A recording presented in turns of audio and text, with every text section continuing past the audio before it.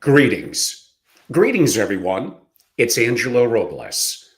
If you're watching live, welcome. It is Wednesday evening, about 7 o'clock Eastern, where I am. I'm going to do something a little different tonight. Zohran Mamdani doesn't understand economics, and New York City will pay the price.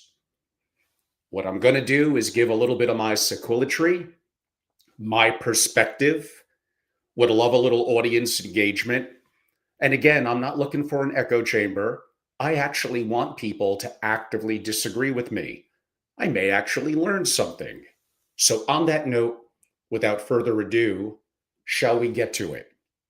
Why Mamdani, the New York City mayoral candidate, will destroy, and he's going to win next week, will destroy New York City. Look, I'm going to be direct. Mamdani is going to be the next New York City mayor.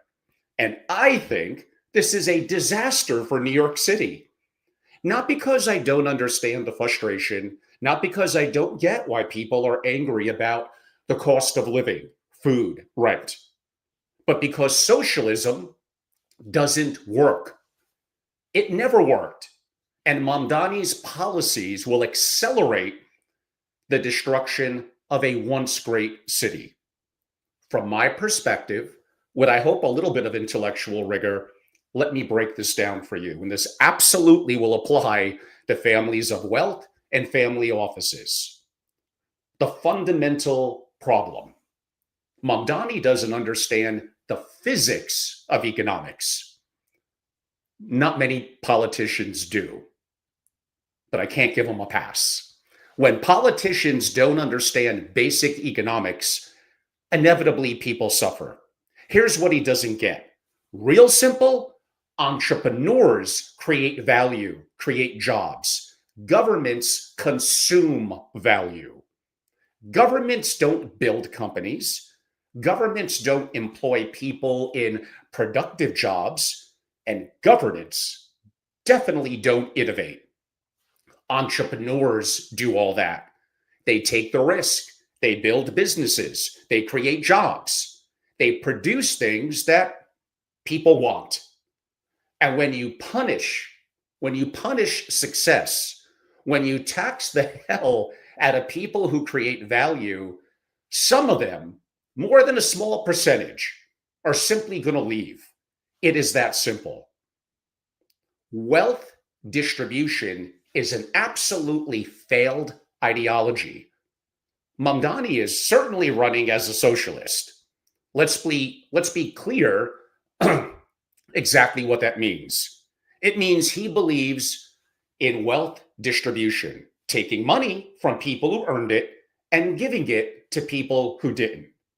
This never works. Never. Not in Venezuela, not in the Soviet Union, not anywhere it's been tried.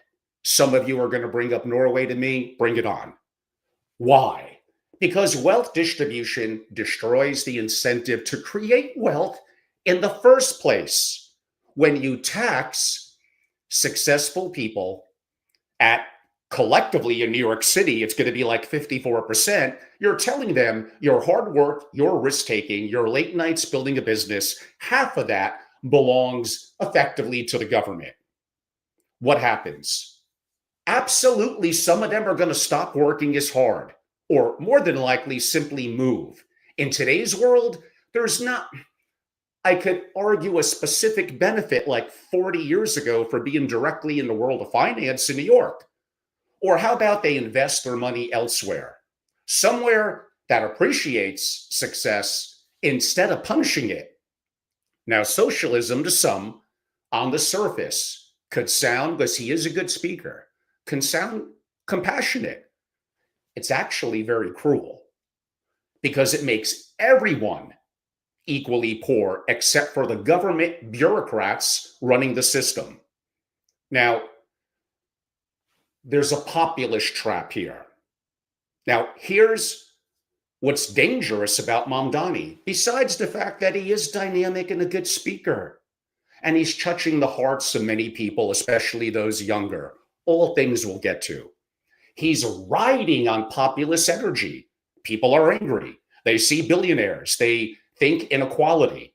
And Mamdani tells them, vote for me and I'll make the rich pay. It makes them feel good emotionally. It really does. There is something, sadly, emotionally satisfying about sticking it to the people who have more than you. But here's the trap. People vote to punish the rich. They do, trust me, more than they vote to help the poor. Think about it. When you vote for higher taxes on the wealthy, you're not actually voting to improve your own life. You're voting to hurt, to take from effectively someone else. That's not policy, that's revenge. And revenge doesn't build a better city. The populist energy behind Mamdani is detached from the reality of what actually works. Free markets work, property rights work, limited government works. No, these aren't opinions. They've been proven by centuries of economic history. But when people get angry, they stop thinking clearly. They start believing that government can solve all their problems, that all we need to do is to take more from the rich, distribute it to everyone else, and everything's going to be fine. No, it's the opposite. It's actually when things begin, for a variety of reasons, to get very dangerous.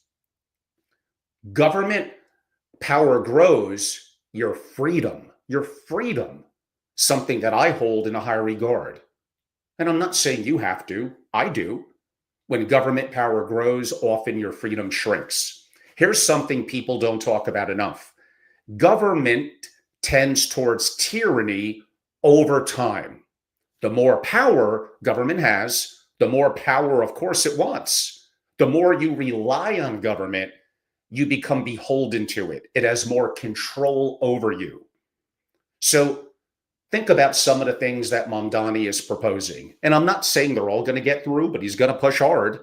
Rent freezes. That's the government controlling your housing. City-run grocery stores. That's the government controlling your food. Universal childcare. That's the government raising your kids. Every one of these programs makes you more and more dependent, takes away your will, makes you dependent on the government to take care of you. And the more dependent you are, very much, the less free you're going to be. Look up history. The latter century, governments effectively killed hundreds of millions of their own people from a variety of perspectives, including starvation, Stalin, Mao, Pol Pot, and others. When government has total power, it uses that power innately to crush dissent, to eliminate any opposition, to control every aspect of life. I'm not saying that Mamdani is Stalin, but I am saying this: the road to tyranny is paved with promises of free stuff. When government controls housing, food, education, healthcare, when government controls everything, you're no longer a free citizen. I mean, maybe that's what some of you want. You want someone to take care of you. You're a dependent, a subject. And once that happens, to reverse that, even if in your own mindset, it's very, very hard. Now, let's talk about another subject related to all this. Like, who's paying for all this? New York City can't print money. The mayor can't print money. So who's paying for Mamdani's wish list? Free buses, universal childcare, city-run grocery stores, what, a $30 minimal wage, rent freezes. I think he may have noted 200,000 new housing units. Who's paying for it? Let's broadly go with the term the rich. That's his plan, at least. Simply tax them more. But here's the thing. The rich can leave. They are leaving. Many of them have left since COVID to Florida, to Texas, Tennessee, Nevada, to anywhere that doesn't treat success like a crime. Over 30,000 New Yorkers have already moved to Florida, bringing about $9 billion in income with them. Thousands of high earners are leaving every year. And these aren't just taxpayers. These are people that believe in New York, believe in New York City, who fund hospitals, who support the arts, who give to charity, who sit on boards. When they leave, how can the entire city becomes poorer? The tax math doesn't work. It doesn't work. The top 1%, listen to this. Many of you know this already. You're going to hear it again. The top 1% of earners pay 43% of all personal income taxes in New York City. Think about that. 1% funds like almost half the city. Mamdani wants to raise taxes even more. It starts at one level, and does it ever go back down? You know the answer to that. Push the rate to 54% when you include federal, state, and city. 54%. That's confiscation. When you confiscate wealth, wealthy people are going to leave. When they leave, the tax base collapses, and then everyone else gets stuck with higher taxes and or the combination of higher taxes and cut services. It's actually not that complicated. The more you tax high earners, wealth creators, the government doesn't create anything. The more you tax high earners, the less revenue you get, because simply they have the option for now, God knows in a couple of years, to leave New York. They don't have to stay and be punished for success. Now, a couple of the policies I'm going to go through a little bit. Free buses. I see that being a terrible idea. It does sound nice, correct? Who doesn't want free stuff? But think about what actually happens. In a city like New York, millions of people, you make buses free, and homeless people, and let's help them. I understand. Is a free bus going to help them? Some of them, unfortunately, have mental illness. They're going to be using buses as a shelter, as housing. They'll ride them all day and night. And what happens to working people? Well, people trying to get jobs. They're probably going to stop taking the bus because buses become likely more dangerous, unpredictable, potentially unpleasant. So working people, the productive people, start driving instead, impacting, for those of you sensitive to that, further traffic issues and other things related to that in New York City. Or maybe they just simply get up and go entirely. I get it. Free buses does sound compassionate, but they're actually cruel because you're not helping the people that really need help by giving them a free bus ride. They need more than that. Money that perhaps could be diverted more to mental health services. They need treatment, real help, not a mobile shelter to scare away people who actually need the public transit to get to work. This is what's going to happen when policy is driven by feelings, instead of thinking through the consequences. Now, back a little bit to economics, kind of 101, supply and demand. Let me explain something pretty fundamental. 1 second.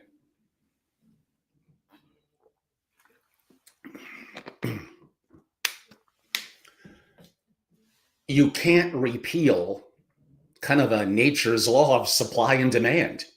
It doesn't matter what politicians promise. It doesn't matter how many laws they pass. Supply and demand is kind of like gravity. It's like a law of nature. When demand for something is high and supply is low, prices go up. That's it. That's the whole story. Manhattan, for now, Manhattan has high demand and limited supply, specifically Manhattan. So prices are high. You can't change that, or shouldn't, with rent control. You can't change that with price caps. All you do is actually create more shortages. When you artificially cap prices below market value, landlords stop maintaining buildings. Developers stop building new housing. Supply shrinks even more. And the shortage, depending on the population, supply and demand, gets worse. The only real solution, well, we could say increase supply, a little bit more challenging in Manhattan, build more housing, reduce zoning restrictions, make it easier to develop, let the market work. Now, maybe some current real estate owners don't want that. But Mamdani doesn't want what I just described. He wants government control. He wants to override the market with political decisions. And when you try to override supply and demand, that is always, always a recipe for disaster. A little bit more, because I think this is an important one on rent control and how it destroys cities. We just have to look in New York City. When I was growing up in the 70s, rent control doesn't work. Let me take you to the Bronx, 1970s. Rent control made it economically impossible for landlords to maintain buildings. They abandoned them. Sadly, some of them even burned them down for insurance money. People literally burned their own buildings because rent control kind of made them worthless. Oh, trust me, the South Bronx especially looked like a bombed out war zone back in those days. Who was it? An economist once said rent control is the most efficient technique to destroy a city, except for bombing. And my experience, my eyes, yes, it was decades ago. Why would it be different? The Bronx proved him right. So now Mamdani wants to freeze rents. He wants to do the exact same thing that destroyed the Bronx back then. Why?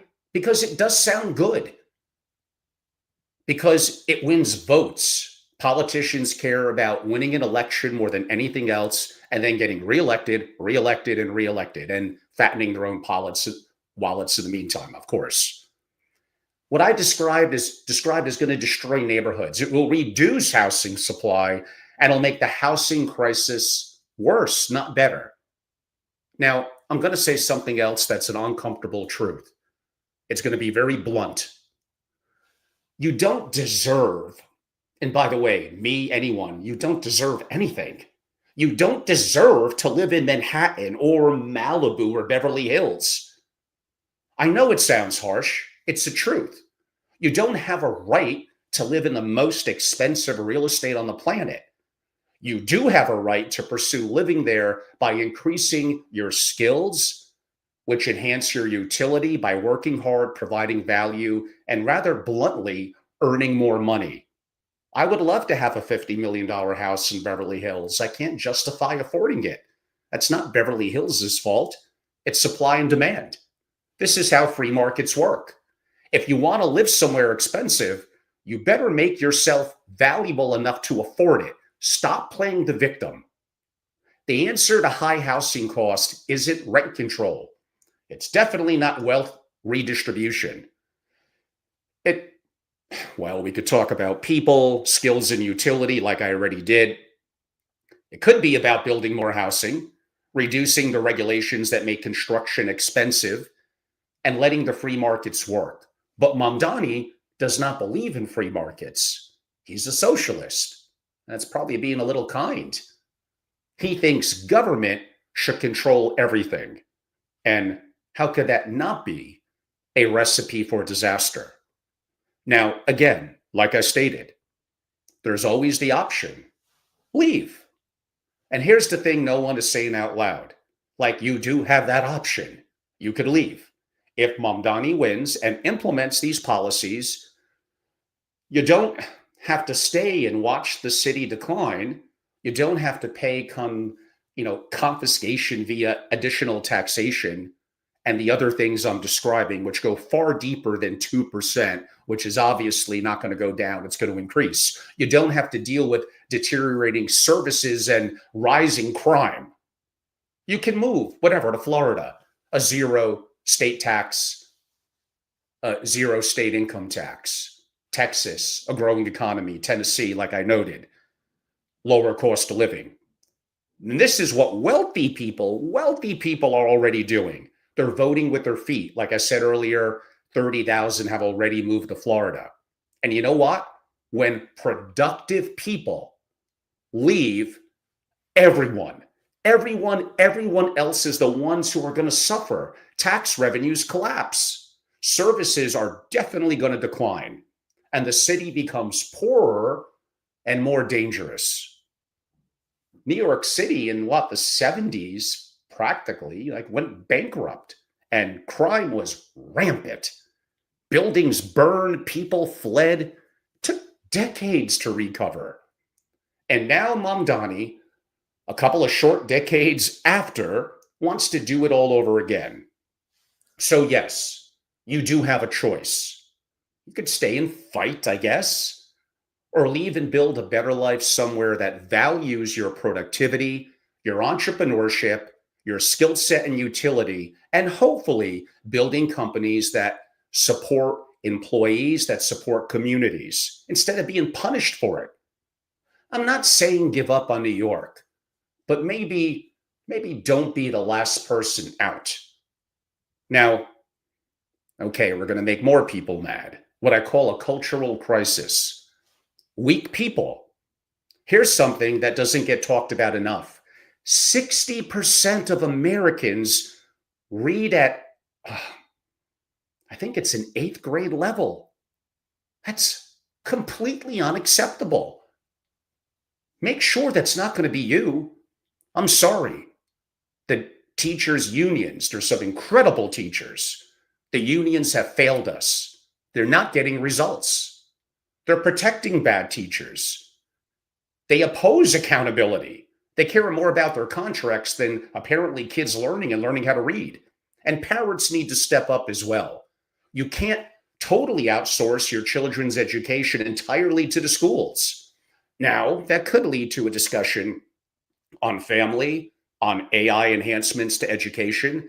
AI can absolutely revolutionize education if we let it. I said if. But ultimately, parents have to be involved. There is an old saying, good times create weak men create hard times. We are definitely living in a weak men phase. Too many people are unproductive. It almost seems like they don't care. Too many people think they're entitled to comfort without effort. Too many people vote, like I said earlier, to punish the rich rather than truly help the poor. Now, you know what? We're in a Cold War with China. China's not weak. China's hungry. They don't have that issue with reading and education that I mentioned here. China's competitive.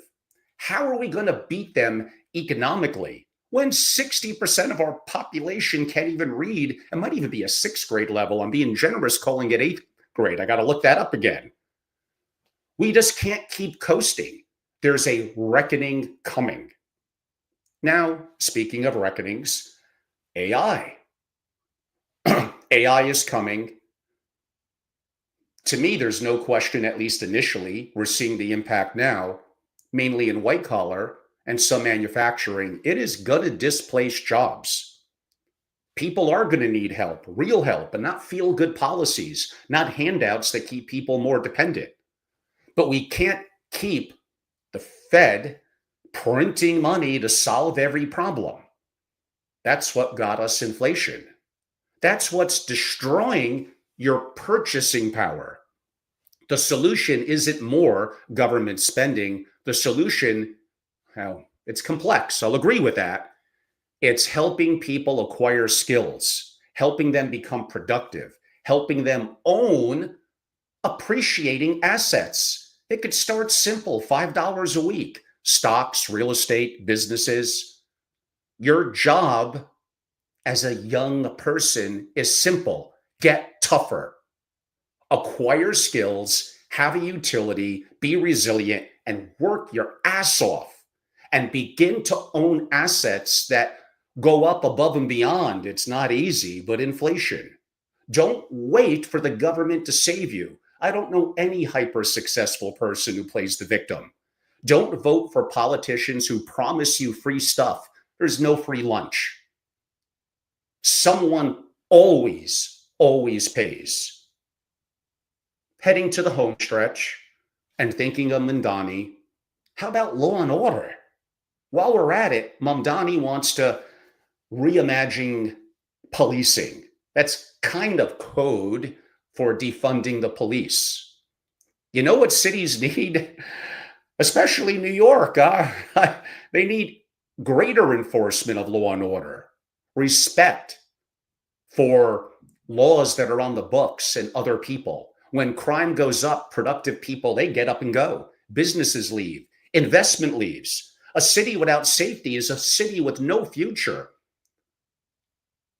Now, sure, some cops are probably not good. We need better cops, more accountability, for sure. We need to enforce the law consistently and fairly, not back off because it's just politically unpopular. The stakes are dire here. This is just a start.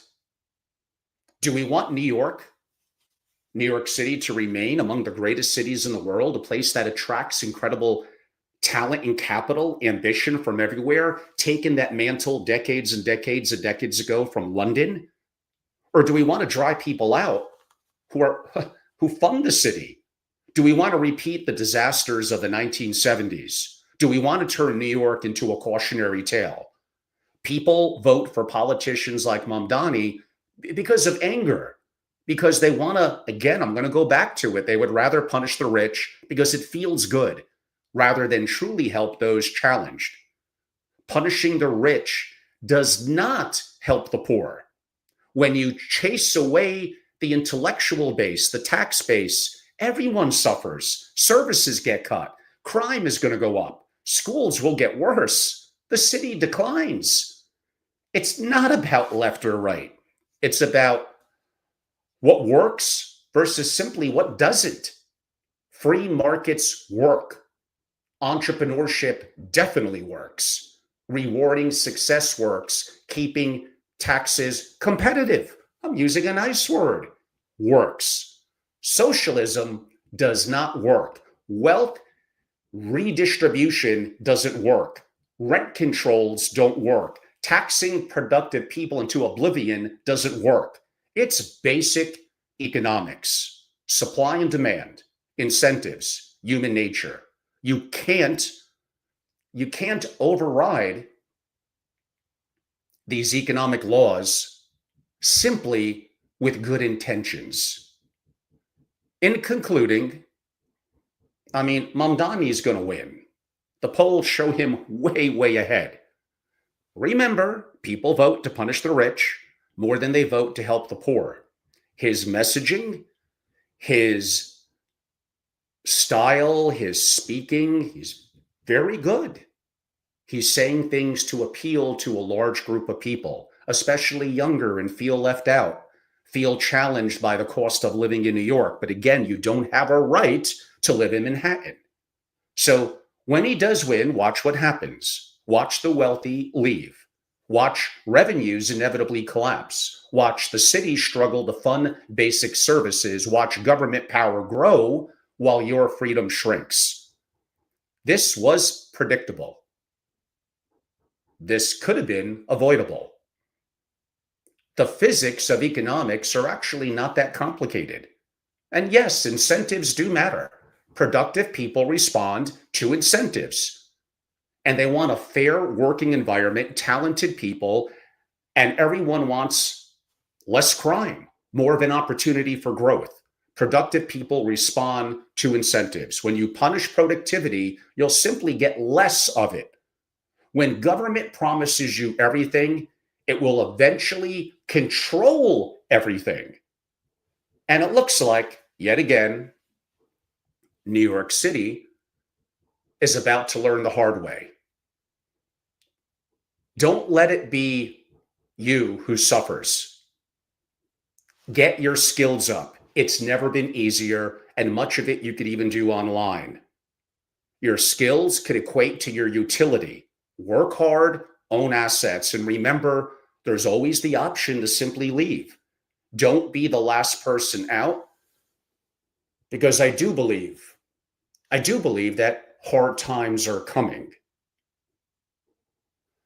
So I know it's a little different, maybe from me or certainly anyone in the world of wealth in the family office community. I do like to look at big picture things like geopolitics, local politics, areas I'm definitely fascinated by economics.